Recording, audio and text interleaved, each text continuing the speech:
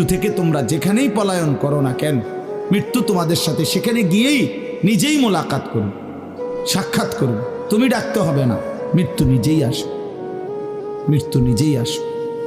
আইনামা তাকুনু ইউদরিকুমুল মাউতু ওয়ালাউ কুনতুম ফি বুরুজিম মুশাইয়াদা। আল্লাহ বলে, তুমি যদি এমন একটা বিল্ডিং বানাও, ঘর বানাও, যে ঘরটা অনেক উঁচা, যে ঘরটার উপর দিয়া কেউ ভিতরে ঢুকতে পারবে না, যে ঘরটার মধ্যে একটা ছিদ্র নাই, একদম আটকানো, তো এরকম একটা ছিদ্রবিহীন সুউচ্চ ঘরও যদি তুমি বানিয়ে তার ভেতরেও তুমি আশ্রয় নাও, তো ইউদরিকুমুল মাউতু, মৃত্যু তোমার সেখানেই পৌঁছবে, তোমার সেখানেই পৌঁছবে।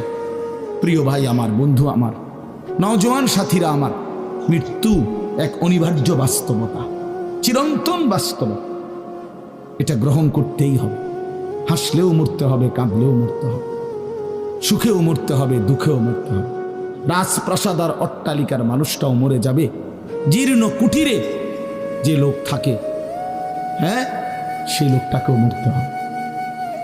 জীবনে কোনোদিন দুঃখ দেখে নাই যে সেও মরে যাবে, জীবনে কোনোদিন সুখ দেখে নাই যে সেও মরে যাবে, সব মরে যাবে।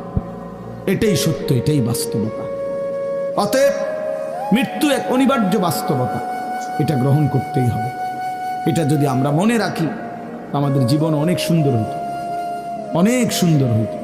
রাসূলুল্লাহ সাল্লাল্লাহু আলাইহি ওয়াসাল্লাম বলছেন, আকসিরু যিকরা হাদিমিল লাযযাত ইয়ানি আল মাউত।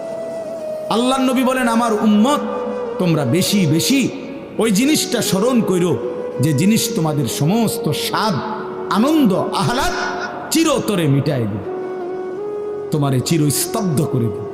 জলজ্জান্ত মানুষটা আমাদের সামনে হাঁটতো, চলতো, উঠতো, বসতো, ঘুরতো, ফিরতো, হ্যাঁ, সেই মানুষটা মনে করেন আমার চোখের সামনে নাই, তার লাশ আমার সামনে, আহা সেই লোকটা স্তব্ধ।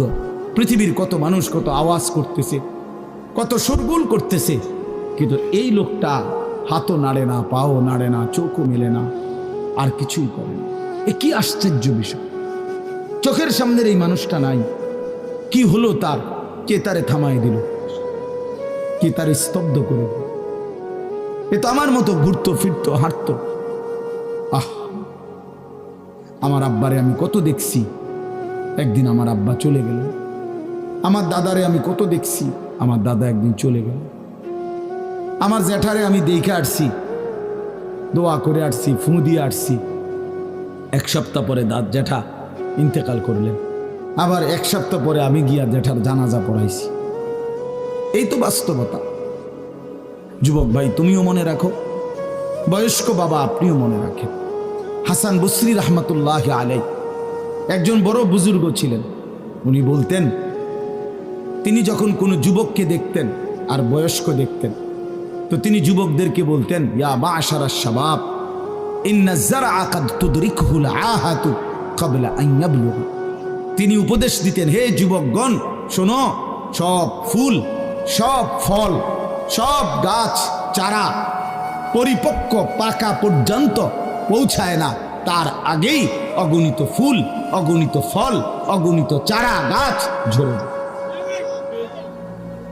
যায়। এটা উনি মনে করাইতেন মৃত্যুর কথা। উনি এটা বুঝাইতেন, যুবক তুমি দেখো, একটা আম গাছের মধ্যে যতগুলো মুকুল ধরছে ফুল, সবগুলো আম হয় না। যতগুলো আম ধরছিল ছোট ছোট, সবগুলো বড় পাকা পর্যন্ত যায় না, তার আগেই ঝরে যায়। ঝরেই যায় বেশি, থাইকা যায় অল্প। তার মানে যুবক, কিশোর, তরুণ এই বয়সেই মৃত্যু হয় বেশি, বৃদ্ধ পর্যন্ত পৌঁছে কম। পুরা বাড়িতে অনেক সময় এমন হয় একজনও বয়স্ক লোক নাই, একজনও নাই। আমার ঘর, আমার বাপ চাচাদের যে ঘর, সেখানে আপনার এখন আমার চাচাতো ভাই, জ্যাঠাতো ভাই, আমার ভাই বেরাদর সব মিলাইয়া আমাদের ছেলে পেলে ভাই ভাতিজা মিলে না হয়তো 60-70 জন আছি আমরা, কিন্তু আমাদের একজনও বয়স্ক লোক নাই। আমার দাদাও নাই, দাদিও নাই, জ্যাঠাও নাই, চাচাও নাই, আমার আব্বাও নাই, কেউ নেই। তাইলে কেন এমন হলো? তাহলে বোঝা গেল অধিকাংশই ঝরে যায়, কবরে চলে যায়, মৃত্যু হয়ে যায়।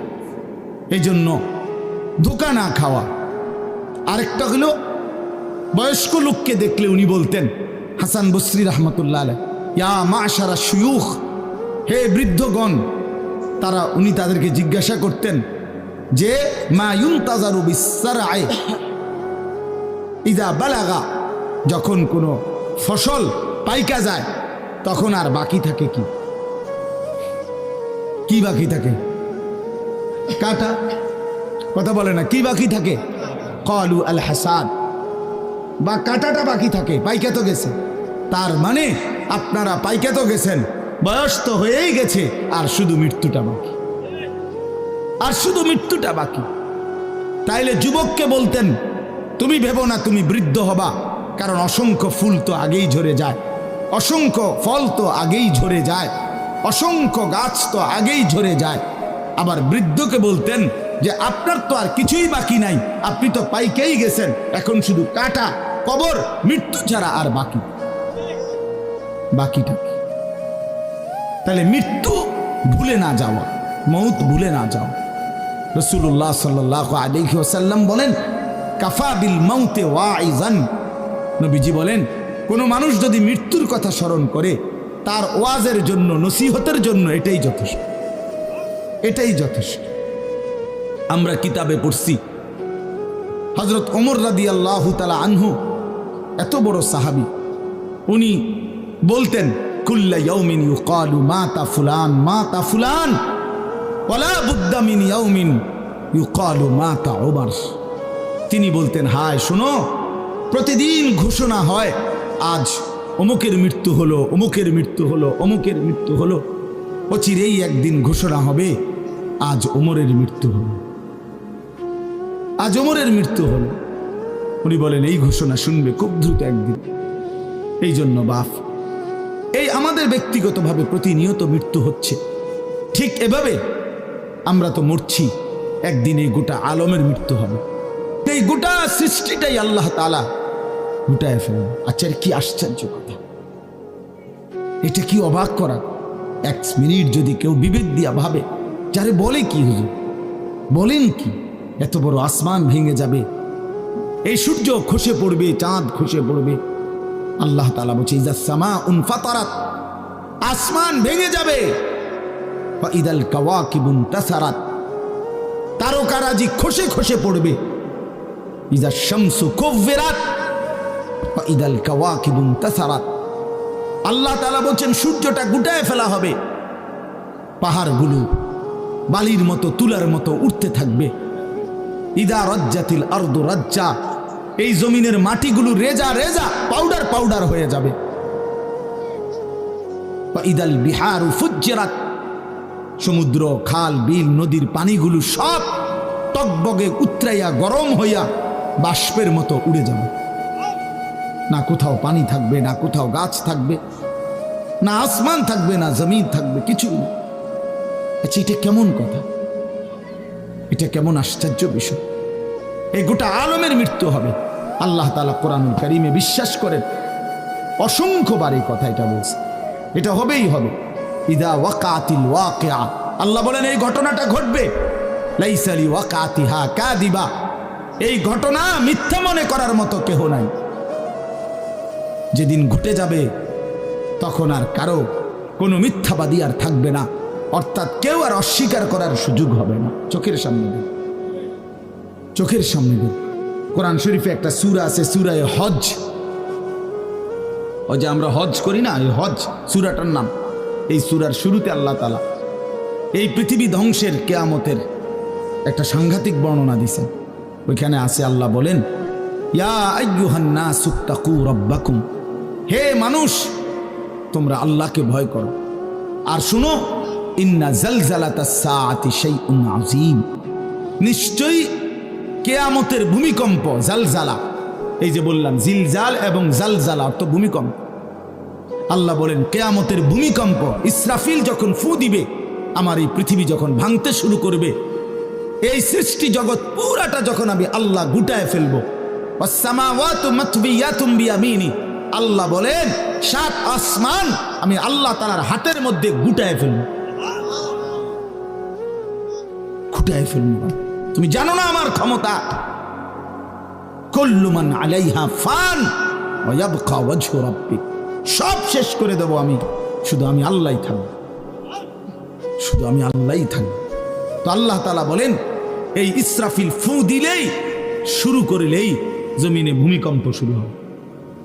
ইন্না জালজালাতাস সাআতি শাইউন আযীম, আল্লাহ বলেন নিশ্চয়ই এই কিয়ামতের ভূমিকম্প এটা শাইউন আযীম, বড়ই ভয়ানক, বড়ই মারাত্মক। কারণ দুনিয়ার ভূমিকম্প এক নাম্বার হলো বর্তমানের ভূমিকম্প কখনো 30 সেকেন্ড, কখনো 40 সেকেন্ড, কখনো 47 সেকেন্ড, 50 সেকেন্ড, এই সেকেন্ড মিনিট, 47 মিনিট নিয়ে ভূমিকম্প হয়। কথা কর না কেন? 30 মিনিট ভূমিকম্প হয়।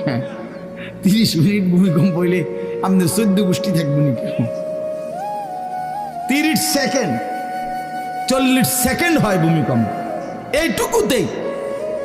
এইটুকুতে একে তো সময় সামান্য, দ্বিতীয়ত হলো একসাথে গোটা পৃথিবীতে হয় না, এদিকে হলে ওইদিকে হয় না এরকম। কিন্তু আল্লাহ তাআলা বলেন ইসরাফিল ফু দিলে যে ভূমিকম্পটা হবে, সেই ভূমিকম্পটা গোটা পৃথিবী একসাথে নাড়ায় দিন, একসাথে মিলে। 47 সেকেন্ড না, কতক্ষণ সেটা আল্লাহই জানে। তখন অবস্থা কি হবে? মানুষের আতঙ্ক, এই ভূমিকম্পে আতঙ্ক। হ্যাঁ, আমি একবার চাঁদপুর মাহফিলে ছিলাম, রাত্রে ঘুমাইছি মসজিদের রুমে, ইমাম সাহেবের রুমে। এই সময় ভূমিকম্প আইছে, দরজা খুলে দিছি দৌড়, মসজিদের মাঠে আইছি দাঁড়াইয়া, চাই যে পুরা গ্রামের মানুষ সব আইসা বলছে হই হুল্লোড় চিৎকার, হায় হায়। অথচ সবাই চিৎকার দিতে দিতেই ভূমিকম্প শেষ। ভূমিকম্প হয়েছেই তো অল্প একটু, কিন্তু এটুকুর আতঙ্কেই যা হুজুর পাবলিক বরাবর। কিসের হুজুর আর কিসের পাবলিক, বক্তা শ্রোতা সমান। এই এখন মনে করেন ভূমিকম্প হইলে আমরা সব দিন দৌড়, আমি এখানে বুজুর্গি দেখাইবো, এটা হ্যাঁ আমি একটা বড় হুজুর বেটা প্রধান বক্তা, আমি লড়লে কি মানুষ কি করব? আপনি কি করবেন? আমার সময় কো, আমার জান নিয়ে টানাটান। আল্লাহু আকবার। তো এই সামান্য ভূমিকম্প, কিন্তু আল্লাহ তাআলা বলেন ইসরাফিল সিংহা ফু দিলে যে ভূমিকম্প হবে বান্দা, সেটা বড়ই ভয়ানক, সেটা সারা পৃথিবী নড়বে একসাথে। তখন কি হবে মানুষের আতঙ্ক? ইয়াউমা তারাউনাহা তাযহালু কুল্লু মুরদিআতিন আম্মা আরদাআত। এই এক নম্বরে আল্লাহ বলেন যে মা তার বাচ্চাটাকে দুধ পান করাইতেছিল, এই কোলের বাচ্চা, দুধের বাচ্চা, আপন মা তার দুধের বাচ্চা ভুলে যাবে, ফেলে দিবে, ছুঁড়ে মারবে, আর মা পাগলের মতো দৌড়ানো শুরু। কোরআন শরীফের আয়াত। ওয়াতাদাউ কুল্লু যাতি হামলিন হামলাহা।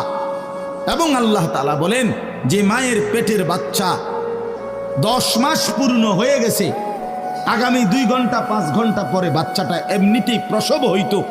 আল্লাহ তাআলা বলেন ইসরাফিলের ফু দিলে জমিন যখন কাঁপতে শুরু করবে, তো এই গর্ভধারিণী মা, গর্ভবতী নারী পাগলের মতো এভাবে ছুটবে, দৌড়বে, নিজের গর্ভের বাচ্চা নিজেই পড়ে যাবে।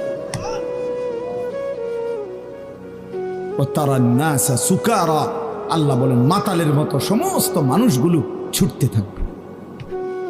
ফাইদা বারিকাল বাসার ওয়া খাসাফাল কামার ওয়া জুমিআ আশ-শামসু ওয়াল কামার। আল্লাহ তাআলা বলে চন্দ্র সূর্য আলোহীন হয়ে যাবে, সূর্য চন্দ্র এক হয়ে যাবে। ওয়া জুমিআ আশ-শামসু ওয়াল কামার ইয়াকুলুল ইনসানু ইয়াউমাইদিন আইনাল মাফার। লোকেরা দৌড়বে আর ছুটবে, মানুষ একে অপরকে জিজ্ঞেস করবে ভাইয়া পালাবো কোথায়, দাঁড়াবো কোথায়? কোথাও তো স্থির কোনো জায়গা নাই, কোথায় দাঁড়াবো? আল্লাহ তাআলা বলেন কাল্লা লা ওয়াজার, না বান্দা, সেদিন আর কোথাও জায়গা মিলবে না। ইলা রাব্বিকা ইয়াউমাইদিনিল মুস্তাকার, আজকে শুধুই কেবল তোমার আল্লাহর কাছেই আশ্রয় ঠিকানা। এভাবে বহু আয়াত কোরআনুল কারীমের মধ্যে আল্লাহ তাআলা বর্ণনা করছেন। আমার ভাই, তো এই ইসরাফিলের ফু দিলে গোটা আলমের মৃত্যু হবে, ভূমিকম্প শুরু হবে। তো এই ভূমিকম্প কেন হবে? এই কাঁপতে কাঁপতে সমস্ত কিছু ভাঙ্গা একসাথে, এই সব কিছু আল্লাহর সৃষ্টি সমস্ত কিছুই জমিনের তলদেশে চলে যাবে। জমিন তখন খালি ফাঁকা, জমিনে তখন কিচ্ছু নাই, কিচ্ছু নেই, একটা সুতা মাটির উপরে থাকবে। এই প্রথমবার ইসরাফিল ফু দিলে সমস্ত কায়নাত, ইনসান, জিন, আল্লাহর সমস্ত সৃষ্টি মাখলুকাত সব জমিনের তলদেশে চলে যায়। মানুষ ও জিন ও অর্থ সম্পদ, স্বর্ণ রৌপ্য, মণি মুক্তা, হীরা জহরত, সব সব সব একটা কাগজের অস্তিত্ব, সব কিছু, গোটা জমিন ফাঁকা। এভাবে কতদিন আল্লাহ জানে, কতদিন আল্লাহ জানে।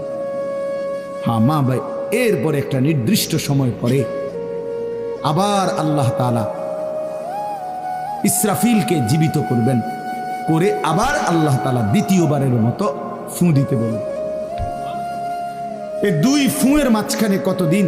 নবী সাল্লাল্লাহু আলাইহি সাল্লামের এক হাদিসের মধ্যে বলছে 40, সাহাবীরা ব্যাখ্যা করছেন মুহাদ্দিসিন, সেই 40টা হতে পারে 40,000 বছর, 40,000।